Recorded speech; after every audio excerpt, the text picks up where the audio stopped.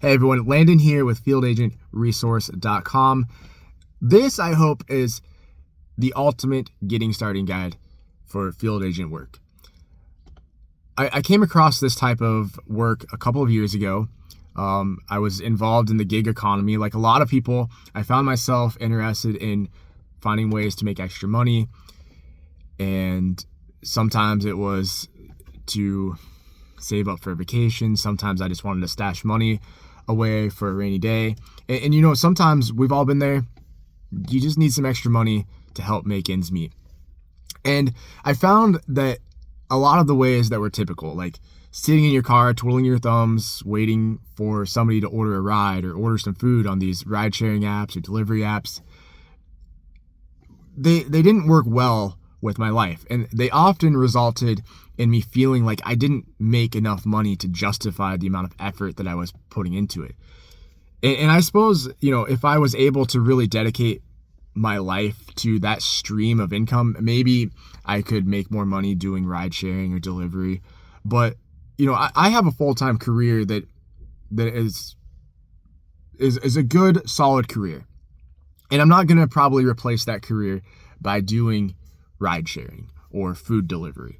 I just don't think that there's enough money into it compared to something in the engineering realm. Maybe there is, but that wasn't my experience, and I didn't feel like I could just quit doing my day job in order to focus on that and make more money. So, you know, as someone that had a full-time career, I had a small business I was trying to build doing web design. I was, you know, a partner, and I was a dad, and I was a son, and I was a brother, and I was all of these different things, and I was trying to balance it all, and I wanted to find a way to make extra money, and I came across field agent work, and I found that it was just absolutely amazing. I found that I could schedule things, you know, at my own leisure. There was no sense of urgency. There was deadlines to complete, but they weren't like immediate, and I didn't have to sit around in my car waiting for them. The pay was reasonable, and in a lot of ways, the pay, when you extrapolate it out, is insane. I didn't feel like I was sitting there doing surveys online for a couple of hours in hopes that maybe I can earn enough to get a withdrawal. And lastly, I found that I didn't have to have any skills or certifications to do it. And for the longest time, I was really hesitant to share it with other people, because even though there's millions of square miles in the US, like I'm serving, say, 100-mile radius in the center of my state, and I was worried that if I shared this with other people, that there was going to be this saturation in the market, because I really do believe that it's an awesome way to make extra money. And I didn't want to then pull away from my ability to get these different tasks that come available and have to compete with a bunch of other people as word gets out. So I decided one day when I was scrolling Facebook, I came across this post of this guy just absolutely distraught. And he was going to lose his electricity. They hadn't eaten for the last couple of days. He was working hard. The economy just was in shambles, and he was really looking for a way that he could make some more money, because he was at his wit's end, and probably from the grasp of what I got from it, considering to doing the unthinkable.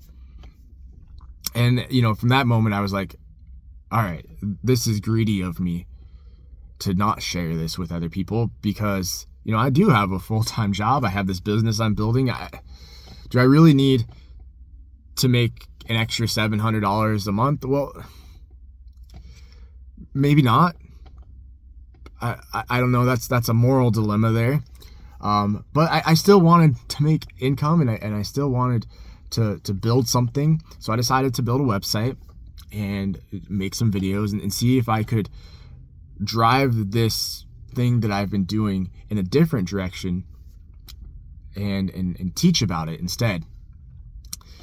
So with that said, I want to get into it and really teach you about what field agent work is, how you get started in it, what tools you need, not really any, and what you can expect from it. So let's start with, what is field agent work? So field agent work, as the name might suggest, is work that is performed in the field. So you go to a specific address, you head to a location, and then you have a certain task that you're going to do there. A lot of times you might see this referred to as field inspections, but I feel like, for one thing, you're not really inspecting something in the way that you might think of it when you think of property inspections. More so what you're doing is observing something and then taking notice of what you're observing, so that someone in a remote location that has an interest in that asset can have a near real-time view of what the condition of it is. So at its core, it's really kind of like a hybrid of a process server, because you also have to do some letter drops at times, and a property inspector, because you're going to look at something and tell what condition it is, but you don't have to know the material something's made of. You don't have to know how it broke. You don't have to know, how to repair it, what it's going to cost, or anything like that. You more so just need like a general sense of common sense that, that's wrong. That doesn't look right. That's dangerous. That's broken. That's overgrown. Things of that nature. And then take a photo of it, note it, and hop back in your car and move on. And the other reason that I think field agent is a better term is because the umbrella of the types of tasks that you do in this line of work, it can extend far beyond just, delivering a letter or taking photos of an automobile that's been damaged, or going to a property and taking photos of whether it's occupied or not.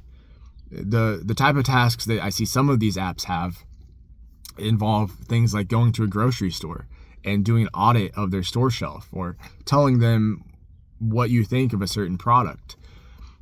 You're basically like kind of doing a lot of different tasks that depend upon what vein of the industry these field agent companies have kind of aligned themselves with. So certain companies are more like in the financial sector, where they deal a lot with lenders and trying to track down vehicles that are likely to be repossessed, first in hopes of getting those people to pay.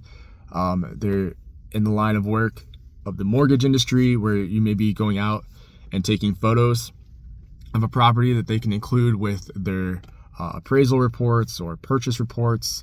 Other of these businesses that you can partner up with are more in the supermarket chain business, where they get these contracts with consumer manufacturers that are interested in how their product looks on store shelves, how is it displayed, is it easy to find, and then some of these tasks involve going to a business and taking photos of the parking lot and telling them the current condition of the parking lot, so that they can reference that with the teams that do their snow plowing, for example, so they know that they need to fix something before they send the snowplow crews through when winter hits.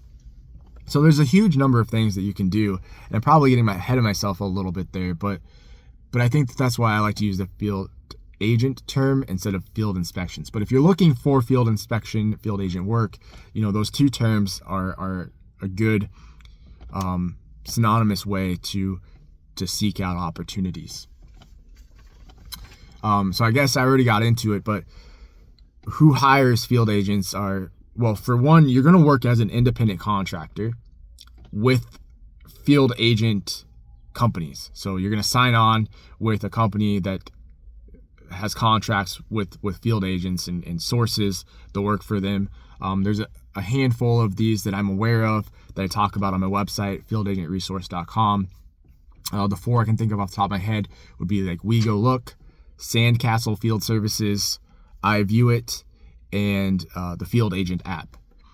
And all of these apps then partner with businesses that have financial or other interest in certain assets. So insurance companies, they might want to get an initial idea of what the condition of a vehicle is that's been in a wreck, so that some of their paid adjusters can put a dollar amount on it or figure out whether something's totaled. But it doesn't necessarily make sense for them if they're located, say, 6 hours from where this vehicle is and they don't have any nearby employee outlets or anything of that nature. It makes much more sense for them to find someone local, and they can say, hey, we're going to pay you $20 to head across town to take a photo of this vehicle that's been in a wreck and tell us a little bit about what the customer has to say about it. And that's an incentive for them, because you make $20 and they're not having to spend, say, $120 to send one of their employees out on a day trip to this remote town. And so these are the types of companies that hire field agents. Landlords that maybe have remote property that want to do like an audit of what the condition of the property is, or figure out whether it's occupied, and to determine what their next course of action is. And in grocery stores that, like I said earlier, are trying to audit what their store shelves are looking like. Any company that has an interest in something that's remote to them, that makes more sense to hire someone locally than to fly out or drive there, is the type of company that's going to hire a field agent. All right, so we're about 12 minutes into this, and you're probably really curious about this point. How much money can you actually make doing field agent work? And I alluded to it earlier that it's a pretty good chunk of change depending upon your success with it, because I said I made $700, and that's accurate. I added it all up in the last 30 or so days. I made $735 doing field agent work. But of course, $735 looks a lot different if it takes you 80 hours to complete versus 10 hours to complete. So it's very easy to sensationalize things, and I want to break it down quite a bit, because I think you're still going to be really, really happy with the amount of success that you can have doing this. But being successful requires a little bit of strategy, because here's how it works. All right. So most of these assignments are going to be released somewhere in the $15 to $20 range. Occasionally, there's going to be an outlier on the low side of like $8, and occasionally on the high side, you're going to see some at like the $30, $35 range. On a couple of rare occasions, and I think these assignments just sat for a very long time, and the person that was hiring for them was desperate to have them done, and they're kind of out in the boondocks. I saw a couple at like $50, $60. I don't know what happened with them. They fell off. I wasn't willing to drive the 2 hours there and back in order to do the assignments. I probably would have made decent money doing it. I just, for whatever reason, during that period of time, I didn't feel like doing it. But the idea is that these are fixed rate, fixed fees assignments. So you're going to get paid $15 to $20 per assignment, but then you have to pay for the fuel. You have to do the travel time, and you're not going to get paid for that travel time. And these are where you can really skew your success or your failure at doing this if you're not strategic about how you approach this. Because the reality is I could very easily say to you, yeah, I made $100 an hour doing this because I did this assignment that was $25, and it only took me $15 or 15 minutes to complete. And that would be accurate if you extrapolate it out, but that's going to look very different for someone that lived only 5 minutes from the location of that assignment versus someone that lived an hour from that assignment. One person's going to probably really think that that was an awesome amount of money to make, and the other person is going to be driving so much and spending so much on gas that there's probably not enough money into it to justify it. So the amount of money you make is going to be based upon how you approach it. And what I do is I open up all of the apps that I use 4 of them to get assignments from. And now that I've been in the business for long enough, I have a good idea of where some of the nearby cities are. And I know, okay, well, that's northeast, that's southwest, that one's also southwest, oh, that one's northeast. And I can start to put together in my head a route that I can take. And so when an assignment comes in, it usually has a due date, say 3 or 4 days out. And you can also contact the company that's releasing the assignment and say, hey, can you push this back a couple days? And that's one of the great things about this, because there's no sense of urgency. There is a deadline, but you can kind of do it at your own leisure.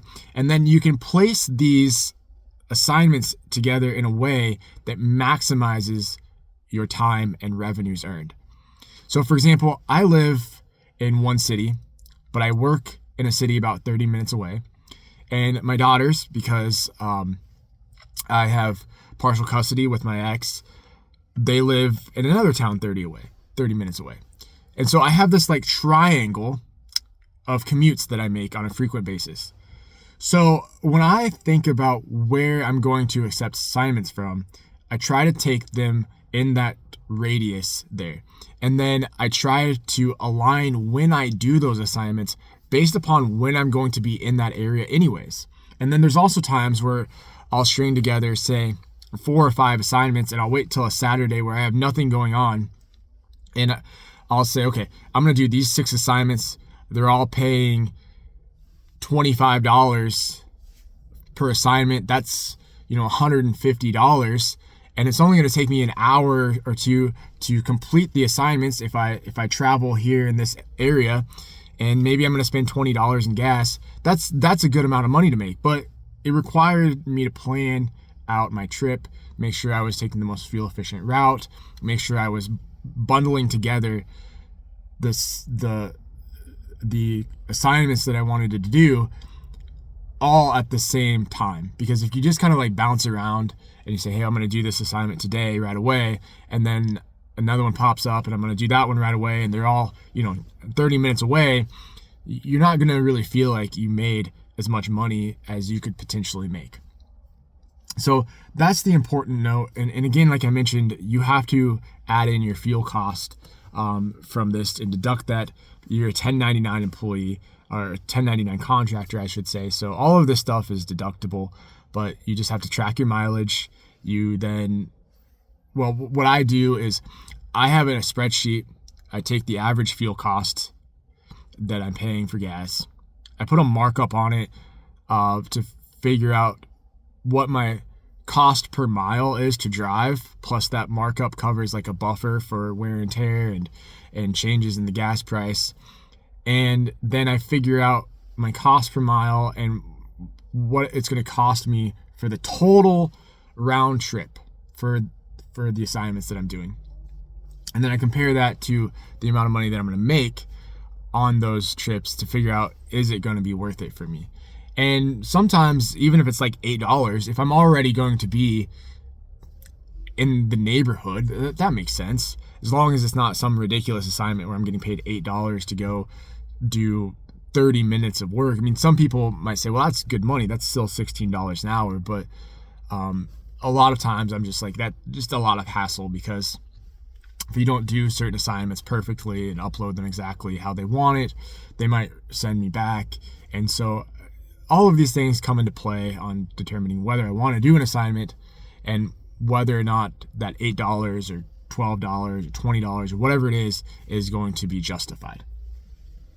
That kind of brings me, I guess, to the pros and cons of field agent work. We've talked about the money, of course, but another pro is that you don't have to do things right away. Like we talked about twiddling your thumbs, waiting for an order to come in, and then having to immediately go deliver that order or pick up some people. With field agent work, you're going to have an assignment that's due, but the due date's typically like 3 or 4 days out, and it's often negotiable. So you contact the support agent and you tell them, hey, I can't get this done today. Can you push it back a day? And it's usually okay. So these types of things allow it to work really well into an already busy schedule. Like I said, I am a full-time employee. I have a small business I'm trying to run. I have my fiance. she definitely wants to spend time with me. I have my children. I've got all of these things that are pulling me in a million different directions. And I can often fit this in perfectly with all of that going on. Like if I'm at work and I have an assignment that's due in the same town, I just swing over on lunch and snap a couple pictures to prove that a house is vacant, for instance, and upload my notes, and away I go. And now I've paid for my lunch effectively, or something of that nature. Or maybe I take a quick detour on the way home from work, and now I've made an extra $20 just on my commute. And I think these are a lot of positives for field agent work. The other thing is that it doesn't require any special skills. You have to be able to drive somewhere, and you have to be able to use your phone to take some photos. But you don't have to know how to inspect a building.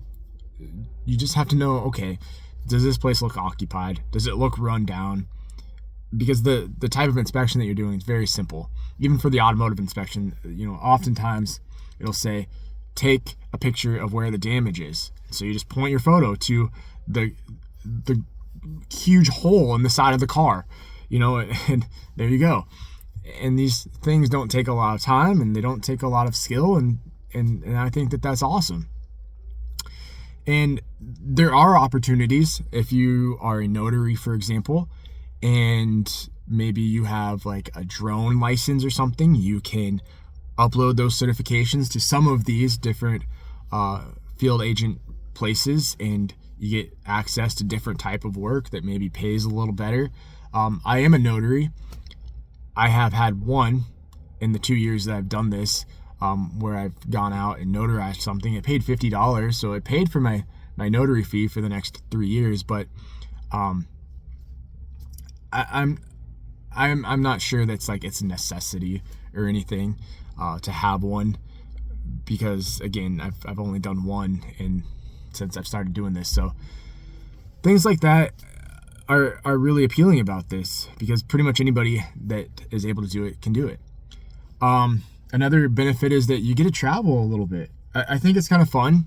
On Saturdays, one of the things that I'll do is I will hop in my car to go do these assignments, and I'll go visit a new town, a little, hodunk town somewhere where there's a cool little diner to eat at.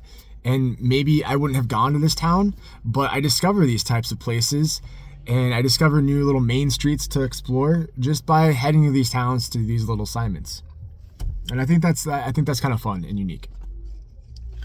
Some of the pros, let me back up. Some of the cons would be, again, it's fixed pay. You're not going to get paid per hour.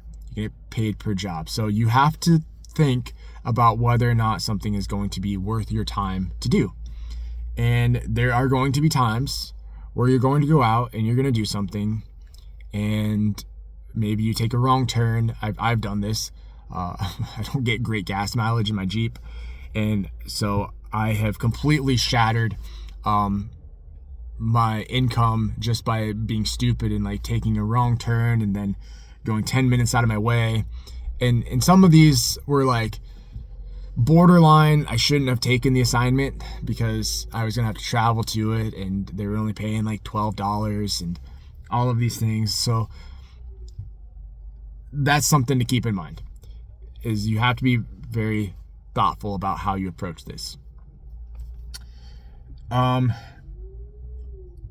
said, another pro about this is that you can write off your gas that you use toward this, but you can also then write off part of your vehicle expenses, because you already own a vehicle for all these other purposes, but the percentage of time that you use it for your contracting work, you can write that off. Another thing that is kind of a negative about this is that you sometimes do put yourself in predicaments that can be uncomfortable. Mortgage lenders that are trying to reach out to individuals that haven't paid their car note for a few months or are behind on their mortgage are going to ask you to go knock on the door at times and confront these people and say, hey, here's a notice. Can you contact this credit union or whoever? These people are typically not in the best of spirits. They're behind on their payments. They're at risk of losing their asset that they love and enjoy, and you don't know how people are going to act. And so that can be something that's difficult. I would say more often than not, people are either not problematic, they just sort of accept it and go back inside.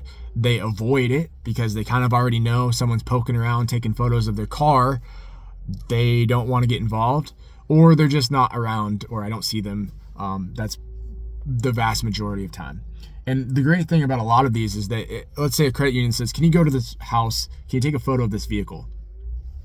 If the vehicle's not there, you can't take a photo of it. So you take a photo of the house, you take a photo of the mailbox, for instance, to prove that you were there, and you still get paid.